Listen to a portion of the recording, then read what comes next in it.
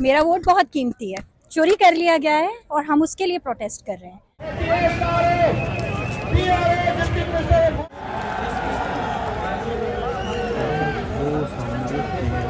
मकसद यही है कि जो फस्ताई निज़ाम इस वक्त राइज किया गया है और जो रियासती इदारे अपने काम को अंजाम नहीं दे रहे, उसमें उस एहतजाज को रिकॉर्ड करना है ताकि अपने मुल्क में भी और बैनुल अक़वामी दुनिया में भी पता चले कि पाकिस्तान में कानून और लाकानूनियत की क्या जगह है। आज पाकिस्तान तहरीक इंसाफ ने 9 मई के बाद पहली मरतबा मुल्क भर में प्रोटेस्ट की कॉल दी है, जिसका मकसद इंतखाबात के नताइज के खिलाफ एहतजाज करना है। और इस वक्त हम इस्लामाबाद में इसी सिलसिले में मौजूद हैं।